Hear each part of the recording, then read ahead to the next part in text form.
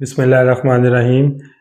आज के इस वीडियो लेक्चर के अंदर हम क्वेश्चन नंबर 10 को करेंगे और ये प्रॉब्लम सेट 10.1 जिसमें हम लाइन इंटीग्रल और वर्क डन को कैलकुलेट कर रहे हैं। तो इस 10.1 का क्वेश्चन नंबर 10 है हमारे पास। अब इस क्वेश्चन नंबर 10 को करने से पहले थोड़ा सा हमने इस चीज़ को देखना है कि इसमें थोड़ा सा सिनेरियो चेंज हो गया। तो चलिए देखते हैं कि हमारे पास अब क्या ये आ गया एक वेक्टर फंक्शन, तो उसी तरह से आ गया x minus ji and 2y। अब यहाँ पे जो हमारे पास कर्व है ना, कर्व गिवन नहीं है बल्कि हमें पॉइंट गिवन है स्पेस के अंदर। अब देखिए ये ऑर्डर ट्रिपल है, तो इसका मतलब यही है कि ये जो पॉइंट है ये स्पेस का ओरिजिन है। फिर इसी तरह वो कह रहा है कि इस पॉइंट से लेके 110 तक एक स्ट्रेट लाइन है, देन उस पॉइंट से लेके 111 तक एक स्ट्रेट लाइन है, फिर बैक इस पॉइंट से लेके इस पॉइंट तक क्या है, एक स्ट्रेट लाइन है। तो बेसिकली ये जो हमारे पास स्ट्रेट लाइन है अब ये कहाँ पे आ गई है, स्पेस में आ गई है, 3D के अंदर आ गई है। तो इसके लिए हमें फिर जो equation of line in 3D है उस आर्टिकल को थोड़ा समझना पड़ेगा, ताकि हम अपने जो हमारा जो कर्व होगा उसको हम पैरामेट्रिक फॉर्म के अंदर ले आएंगे और एक पैरामीटर के अंदर ले आएंगे। तो देखें ये किस तरह होगा। तो सबसे पहले हम क्या करेंगे, उसी तरह जैसे हमने सारे क्वेश्चन किए हैं, लाइन इंटीग्रल की डेफिनेशन को लिखेंगे, वो होता है एफ डॉट डी आर, और यहाँ पे क्या आ जाएगा, एफ हमारे पास क्या है, एक्स है, और डी आर का एक्स कंपोनेंट क्या है, डी एक्स है। फिर इसी तरह minus z d y plus 2y dz आ जाएगा हमारे पास। अब हमने क्या करना होता था अगले स्टेप के अंदर, इस सारे को हमने किस में कन्वर्ट करना होता था, इस सारे को, ये कोई कर्व सी है, इस सारे को हमने किसी पैरामीटर के अंदर हम क्या कर लेते थे, कन्वर्ट कर लेते थे। या x और y अगर आता था तो उसको हम इन टर्म ऑफ x लिख लेते थे या इन टर्म ऑफ y लिख लेते थे। अब देखिए हम क्या करते हैं कि ये जो पॉइंट्स है इसको हम इसकी हम ज्योमेट्री को ड्रा करते हैं, ताकि हमें आइडिया हो कि अब हमने इसको इस सारे को किसी पैरामीटर t के अंदर किस तरह शिफ्ट करना है। तो मैं क्या करने लगा हूँ, मैं यहाँ पे अपने क्वेश्चन की ज्योमेट्री को ड्रा करने लगा हूँ। तो ये हमें पता है कि हमने क्या कर लिया, x, ये हमारा x एक्सिस आ गया, ये हमारा y एक्सिस आ गया, और ये हमारा क्या आ गया जी, z एक्सिस आ गया। अब ये पॉइंट जो हमारा होगा ये फिर बन जाएगा 0 0 0, इसको हमने ओरिजिन का नाम दे दिया, 0 0 0 ये वाला पॉइंट है, स्ट्रेट टू 1 1 0। अब 1 1 0 का मतलब ये है कि x की वैल्यू 1 है, y की वैल्यू 1 है और z की 0 है। तो आप समझ लें कि ये वाला वो पॉइंट होगा, इस पॉइंट को हम क्या कह देंगे, 1 1 0। चूंकि ये प्लेन है और पॉइंट स्पेस के अंदर है, तो फिर आपको एक रफ सा आइडिया यहाँ पे लेना है, और हमने इस पॉइंट को क्या कह दिया, 1 1 0। अच्छा जी, अब वो कह रहा है कि फ्रॉम 0 0 0 स्ट्रेट टू 1 1 0। तो इसका मतलब है यहाँ से आपके पास क्या आ जाएगी, एक लाइन आ जाएगी, ये वाली एक लाइन। ये आपने क्या कर लिया, एक लाइन ड्रा कर ली। फिर वो कह रहा है कि 1 1 0 से 1 तक ये लाइन जाएगी। तो 1 का मतलब ये है कि x के अलॉन्ग भी 1, y के अलॉन्ग भी 1 और z के अलॉन्ग भी 1। तो आप इसको ये पॉइंट यहाँ पे डिलीट कर दें और इस पॉइंट को इस पॉइंट से क्या कर दें, ज्वाइन कर दें, तो ये आपके पास एक स्ट्रेट लाइन बन जाएगी। फिर वो ये कह रहा है कि 1 1 1 से दोबारा रीजन पे आ रहा है, तो इसका मतलब है आपके पास ये वाली एक लाइन आ जाएगी। तो अब यहाँ पे देखें, आपके पास एक लाइन ये वाली आ रही है, इसे C1 पाथ का नाम दे दें, एक लाइन आपके पास ये आ रही है, C2 पाथ का नाम दे दें, और एक लाइन आपके पास ये आ रही है, C3 पाथ का नाम दे दें। और मैंने यहाँ पे काम ये किया है कि इसको एंटी क्लॉकवाइज डायरेक्शन में ले लिया। जैसे हमें पॉइंट्स गिवन थे ना, फ्रॉम 0 0 टू 1 1 0, फिर 1 1 0 से 1 और फिर 1 1 से 0 0, मतलब तो हमने क्या किया कि इसको एंटी क्लॉकवाइज डायरेक्शन में ही उसको हमने डायरेक्शन भी दे दी जो हमारी लाइन है या कर्व है। अब बेसिकली आपने क्या करना है, आपका ये जो सारा इंटीग्रल है ये कन्वर्ट हो जाएगा 3 पाथ के अंदर। एक C1 पाथ के अलॉन्ग आप लाइन इंटीग्रल कैलकुलेट करें, एक C2 पाथ के अलॉन्ग आप लाइन इंटीग्रल कैलकुलेट करें, और इसी तरह C3 पाथ के अलॉन्ग क्या करें, लाइन इंटीग्रल को कैलकुलेट करें, और तीनों को क्या कर लें, ऐड कर लें। तो आपके पास ये पूरे जो कर्व है इसका क्या आ जाएगा, लाइन इंटीग्रल आ जाएगा। अब हमारा जो अगला ये तो हमने ज्योमेट्री को ड्रा कर लिया। अब हमारा जो अगला टारगेट है वो ये है कि हमने अपने कर्व को क्या करना है, किसी पैरामीटर के अंदर शिफ्ट करना है। तो सबसे पहले मैं इसको ये कर लेता हूँ कि मैं इस अपने कर्व को, अपने इंटीग्रल को ब्रेक कर लेता हूँ। तो मैं ये कह देता हूँ ये C1 के अलॉन्ग है, तो ये क्या आ जाएगा, x dx minus z d y plus 2y dz। तो C1 के अलॉन्ग इसको कैलकुलेट करूंगा, फिर प्लस आ जाएगा C2 के अलॉन्ग इसको कैलकुलेट करूंगा, x dx minus z d y plus y d z. और इसी तरह मैं क्या करूंगा, C3 के अलॉन्ग इसको क्या करूंगा, कैलकुलेट करूंगा, x dx minus z d y plus 2y d. इसको मैं 1 का नाम दे देता हूँ, इस सारी इक्वेशन को किसका नाम देता हूँ, 1 का नाम दे। इस कर्व को ब्रेक कर लिया C1, C2 और C3 कर्व में, और तीनों को क्या कर लिया, ऐड कर लिया। अब हमारा जो टारगेट है कि C1 कर्व के अलॉन्ग लाइन इंटीग्रल को कैलकुलेट करना, C2 के अलॉन्ग लाइन इंटीग्रल को कैलकुलेट करना, उसी तरह C3 के अलॉन्ग लाइन इंटीग्रल को कैलकुलेट करना। तो अब सबसे पहले क्या करते हैं, C1 कर्व को ले लेते हैं। अब देखिए C1 जो कर्व है वो हमारे पास क्या है, उसमें जो हमारे पास पॉइंट है वो क्या है, 0 0 0 to 1 1 0। तो आपके पास स्ट्रेट लाइन इन 3D, यहाँ पे मैं हेडिंग बना लेता हूं, equation of straight line in space या इन 3D, आप इसे कह लें कि स्ट्रेट लाइन जो होगी वो स्पेस में, उसको हम कैसे डिफाइन करेंगे। तो उसका ये फार्मूला आपने याद रख लेना है। इसकी कैलकुलेशन या इसकी डेरिवेशन में मैं बिल्कुल नहीं जाऊंगा, हमने जस्ट इसका फार्मूला एक बना लेना है, और वो है x minus x not over x1 minus x not is equal to y minus y not over y1 minus y not is equal to z minus z not over z1 minus z not is equal to some parameter t। क्योंकि जब तीन quantities हमारे पास बराबर आ जाती हैं तो हम किसी एक क्वांटिटी के बराबर रख लेते हैं। अब आपका जो यहाँ पे क्वेश्चन है वो ये है कि ये x नॉट क्या है, y नॉट क्या है, z नॉट क्या है, x1 क्या है, y1 क्या है और z1 क्या है, और इसी तरह x नॉट, y नॉट और z नॉट। देखिए आपका जो इनिशियल पॉइंट होगा उसे आप x नॉट, y नॉट और z नॉट कह लेंगे। तो हमारा ये इनिशियल पॉइंट x नॉट भी 0, y नॉट भी 0 और z नॉट भी 0, जिसमें से लाइन ने पास करना है।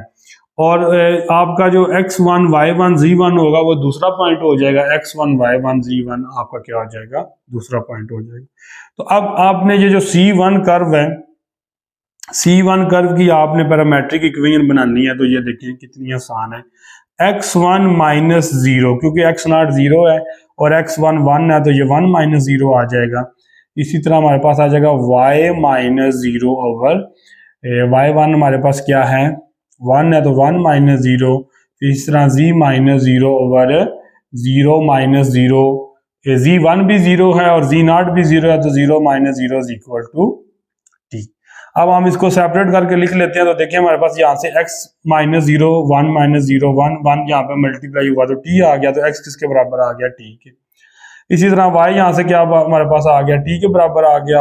और z यहाँ पे देखें 0 माइनस 0 0 होता है, 0 t के साथ मल्टीप्लाई होगा, तो ये यहाँ पे क्या आ जाएगा, z हमारे पास 0 आ जाएगा। तो देखिए C1 कर्व की हमने क्या निकाल ली है, पैरामेट्रिक इक्वेशन निकाल ली है। अब हमने ये जो हमारे पास C1 कर्व है, इस सारे को भी हम किस में शिफ्ट करने लगे हैं, इस सारे को हम शिफ्ट करने लगे हैं, इस पैरामीटर t के अंदर शिफ्ट करने लगे हैं। तो देखें ये कैसे शिफ्ट होगा, इसको अगर मैं इस साइड पे लिख लूं, बल्कि यहीं पे मैं इसको लिखता हूं, dx हमारे पास किसके बराबर आ जाएगा, dt के बराबर आ जाएगा, dy हमारे पास किसके बराबर आ जाएगा, dt के बराबर आ जाएगा, dz किसके बराबर आ जाएगा, 0 के बराबर आ जाएगा, क्योंकि z 0 है तो dz भी क्या आ जाएगा, 0 हो जाएगा। ये काम हो गया हमारा। अब हमारा जो अगला काम है वो ये है कि हमने लिमिट ऑफ इंटीग्रेशन निकालनी है। तो लिमिट ऑफ इंटीग्रेशन को भी हम यहीं पे निकालेंगे, लिमिट्स ऑफ C1, ठीक है, इसको हम ऐसे कह लेते हैं कि C1 कर्व है, जो इसमें जो इंटीग्रेशन की लिमिट्स होंगी वो क्या होंगी।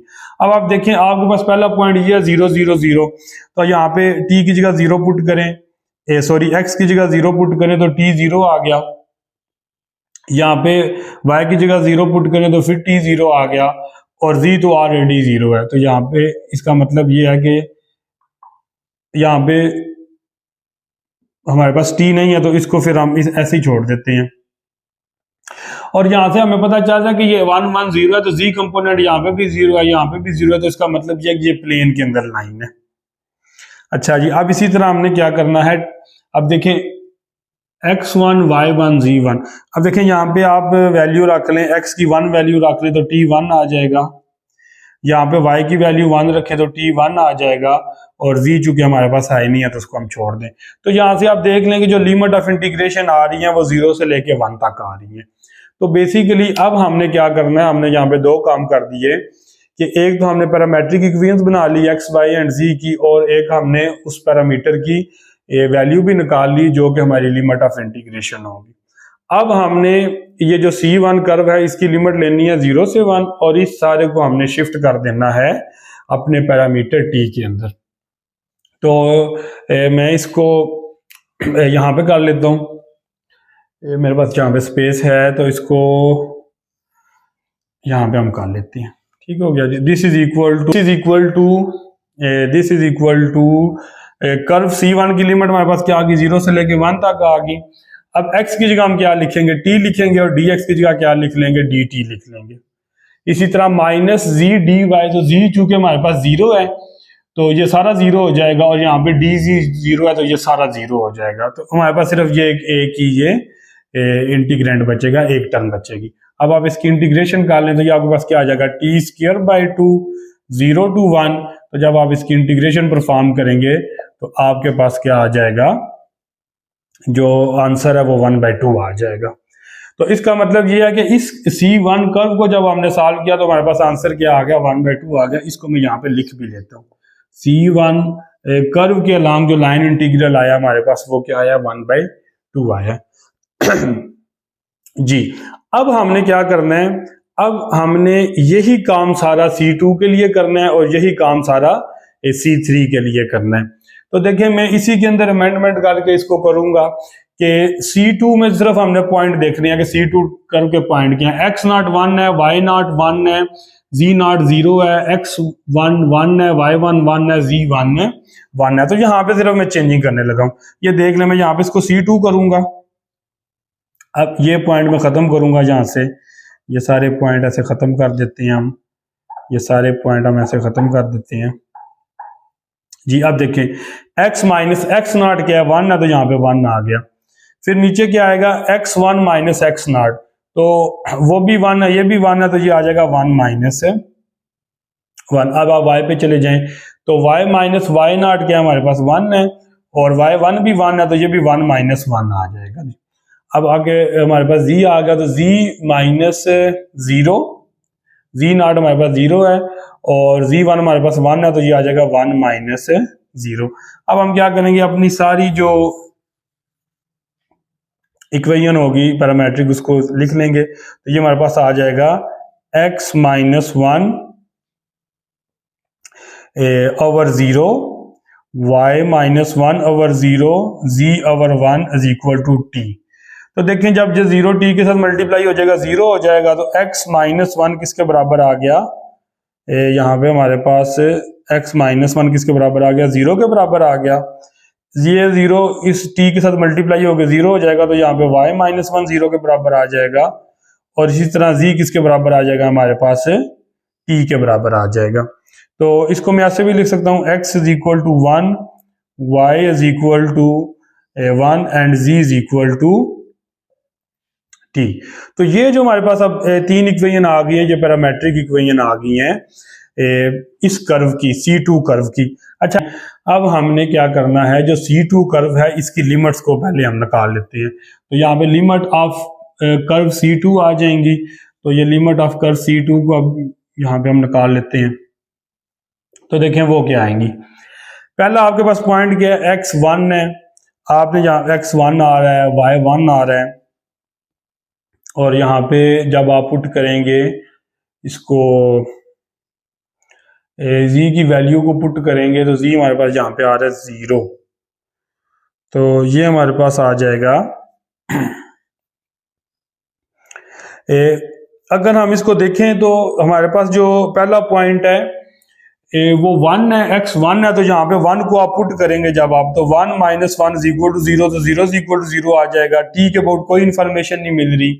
दूसरा पॉइंट आपके पास y 1 है, तो यहाँ पे 1 - 1 0, तो 0 इज इक्वल टू 0, t के अबाउट कोई इंफॉर्मेशन नहीं मिल रही। तो तीसरा पॉइंट क्या है, z 0, तो यहाँ से फिर हमारे पास क्या आ जाएगा, t की जो हमारे पास लिमिट आ जाएगी वो क्या आ जाएगी, 0 आ जाएगी, क्योंकि यहाँ पे z की वैल्यू क्या है, 0 है, और यहाँ पे पुट किया तो t हमारे पास क्या आ गया, 0 आ गया। तो इसका मतलब यह है कि जो हमारे पास लोअर लिमिट होगी वो t इज इक्वल टू 0 होगी। अब हमने अपर लिमिट निकालनी है, तो अपर लिमिट में x की वैल्यू 1 है, तो उससे कोई फर्क नहीं पड़ेगा, 1 रख लें, ये 0 के इक्वेशन को सेटिस्फाई करेगा। y को आप 1 रखेंगे तो वो भी इक्वेशन को सेटिस्फाई करेगा। तीसरी value z is equal to 1 है, तो इसका मतलब है t की वैल्यू हमारे पास क्या निकल आएगी, यहाँ पे 1 निकल आएगी। तो limit of integration along curve C2 हमारे पास क्या आ जाएगा, 0 to 1 आ जाएगा। ये जो C2 कर्व है इसके अलोंग ये सारा x y z को हमने क्या करना है, in term of t shift करना है। तो मैं इसको यहाँ पे कर लेता हूँ। लिमिट ऑफ इंटीग्रेशन इस केस में भी हमारे पास 0 से 1 आई। अब आप देखें x हमारे पास किसके बराबर है, x हमारे पास 1 के बराबर है। तो यहां से अगर x हमारे पास 1 के बराबर है, ये x अगर 1 के बराबर है, तो फिर dx किसके बराबर होगा, 0 के बराबर होगा। इसी तरह y भी 1 के बराबर था, तो dy किसके बराबर आएगा, 0 के बराबर आएगा। और z t के बराबर था, तो इसका मतलब है dz किसके बराबर आएगा, dt के बराबर आएगा, क्योंकि कांस्टेंट का डिफरेंशियल क्या होता है, 0 होता है। तो इट्स मीन कि ये जो हमारे पास x, ये x को 1 पुट कर दिया, dx को 0 पुट किया, तो ये टर्म सारी 0 होगी। फिर अगली टर्म पे आए, z को हमने क्या पुट किया, z को हमने t पुट किया, dy को 0 पुट किया, ये टर्म भी 0 होगी, सिर्फ ये टर्म बचेगी। y की वैल्यू हमारे पास क्या है, 1 है, और dz की हमारे पास वैल्यू क्या है, dt है। तो इसका मतलब ये हुआ कि हमारे पास जो यहाँ पे y की वैल्यू है हमारे पास 1, और dz की जो हमारे पास वैल्यू आई है वो आई है dt आई है, ठीक है। और आई थिंक यहाँ पे 2 भी है, तो इधर ये 2 भी मुझे लगाना पड़ेगा, ठीक हो गया जी। तो ये 2 आ गया, लिमिट ऑफ इंटीग्रेशन 0 to 1, तो इसका जो आंसर आ जाएगा वो हमारे पास क्या आ जाएगा, 2 आ जाएगा। तो line integral along curve C2 is 2, इसको मैं यहाँ पे लिख लेता हूँ कि C2 के अलोंग जो हमारा लाइन इंटीग्रल आया वो क्या आया है, 2 आया है। अब सेम हमने एल्गोरिथम को चलाना है और इस सारे प्रोसेस को करना है हमने C3 कर्व के लिए। अब C3 का इनिशियल पॉइंट आपका क्या हो जाएगा, 1 1 1, और फाइनल पॉइंट क्या हो जाएगा, 0 0 0। अब इसके लिए हमने ये सारा काम करना है, तो इसके लिए फिर मुझे क्या करना पड़ेगा, यहाँ पे थोड़ी सी चेंजिंग फिर करनी पड़ेगी। यहाँ पे मुझे C2 की जगह C3 लिखना पड़ेगा, ये वाली सारी चीजें मुझे अरेज करनी पड़ेगी, ये सारा मुझे अरेज करना पड़ेगा यहाँ से, ठीक हो गया जी। ओके, इसको भी मैं ना जरा नए सिरे से लिख लेता हूँ। अब आ जाए जी C3 कर्व के ऊपर, x माइनस, अब देखें x नॉट हमारे पास क्या है, x नॉट पहला पॉइंट है 1 है, ठीक हो गया जी। अब x नॉट 1 है, और जो x नॉट 1 है, और जो x1 है वो 0 है, तो यहाँ पे आ जाएगा 0 - 1। इसी तरह ये आ जाएगा y माइनस y नॉट हमारे पास 1 है, y1 0 है, तो 0 - 1। इसी तरह z minus 1 over 0 - 1 is equal to t आ जाएगा। तो यहां से आप जब इसको सॉल्व करेंगे तो ये आपके पास बन जाएगा x minus 1 is equal to minus t, y minus 1 is equal to minus t, z minus 1 is equal to minus t. तो यहां से x की क्या आ गई, 1 माइनस टी, y आ गया 1 टी, और z क्या आ गया 1 minus T. This is a parametric equation along curve C3। तो यहीं पे डिफरेंशियल को भी निकाल लेते हैं, तो dx हमारे पास यहाँ पे क्या आ जाएगा, dx यहाँ पे आ जाएगा माइनस dt, dy क्या आ जाएगा minus dt, and dz is also minus dt आ गया जी। ये काम भी हो गया हमारा। अब लिमिट्स अलोंग कर्व C3 निकालनी है हमने, फटाफट इसको भी निकाल लेते हैं। तो पहले लिमिट निकालने के लिए आपने पहले वो लोअर लिमिट लेनी है, 1 जो 1 1 1 है, तो यहाँ पे आप 1 को पुट करें, x की जगह 1 को पुट करें।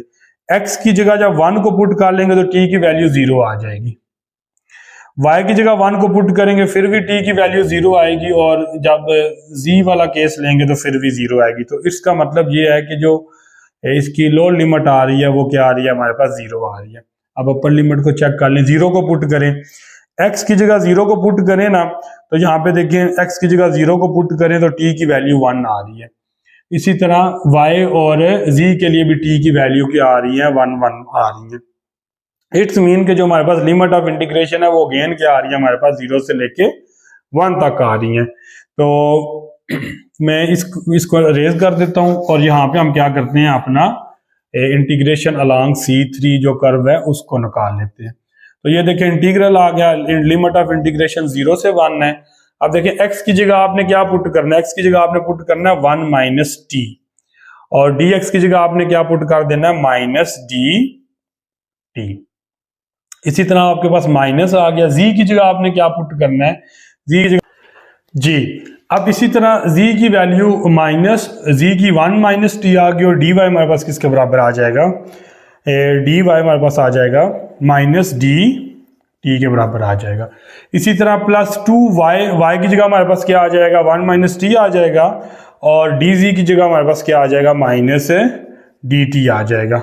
अब देखें इस सब में आप ये 1 minus T 1 minus T 1 minus T आ रहा है, minus D T minus D T minus D T आ रहा है। तो जब आप इस सारे को कैलकुलेट करेंगे ना, तो मोस्ट प्रॉबली जो मैंने कैलकुलेट किया है उसमें आपके पास जो आंसर आ जाएगा वो -1 आ जाएगा। बाकी आप इसको एक दफ़ा चेक कर लें और देखें क्या -1 ही आंसर आता है या कोई और आंसर आता है। ठीक हो गया जी। तो ये जो C3 के अलॉन्ग हमारी इंटीग्रेशन आ गई वो क्या आ गई, हमारे पास -1 आ गई। अब हमने इन तीनों को ऐड कर लेना। ये हमारे पास 1/2 आई थी, +2 और -1, तो ये हमारे पास क्या आ गया, 1/2 + 1, तो ये हमारे पास आ जाएगा 1.5 इसका आंसर आ जाएगा, या ये आ जाएगा 3/2 के बराबर इसका क्या आ जाएगा, हमारे पास आंसर आ जाएगा। तो ये क्वेश्चन नंबर 10 है, और ये बहुत इंपॉर्टेंट क्वेश्चन है, बिकॉज इन दिस क्वेश्चन और problem we calculate the line integral line integral along the curve in space and line in space, कि जो हमारे पास कर्व है वो एक स्ट्रेट लाइन है, and straight line in a space. तो स्ट्रेट लाइन इन स्पेस जब आएगी तो आप इस प्रोसेस को, इस पैरामेट्रिक इक्वेशन का इस्तेमाल करते हुए आप क्या करेंगे, इस लाइन इंटीग्रल को कैलकुलेट करेंगे। अब हमारे पास क्वेश्चन नंबर 11 है, जो लाइन इंटीग्रल का लास्ट क्वेश्चन है। इसमें f गिवन है, r हमें गिवन है, और हमें पॉइंट भी क्या है, गिवन है। तो ये बड़ा सिंपल हो जाएगा। इसमें हम क्या करेंगे, इंटीग्रल f.dr ले लेंगे पहले, f.dr, and this is equal to e⁻x dx plus e⁻y dy plus e⁻z dz। ठीक हो गया जी। और यहाँ से हम x हमारे पास t के बराबर आ जाएगा, y हमारे पास t² आ जाएगा, और z हमारे पास क्या आ जाएगा, t आ जाएगा, y t² आ जाएगा, और z क्या आ जाएगा, हमारे पास t आ जाएगा। तो यहाँ से dx निकाल ले, तो dx किसके बराबर आ गया, dt के बराबर आ गया, dy आ गया 2t dt, और इसी तरह dz किसके बराबर आ गया, dt के बराबर आ गया। तो इस सारे को यहाँ पे पुट कर दे तो ये आ जाएगा e⁻x की जगह क्या आ गया, t, dx की जगह dt प्लस इसको बल्कि मैं सेपरेट भी कर रहा हूँ साथ ही, e⁻t² और dy की जगह क्या आ गया, 2t dt।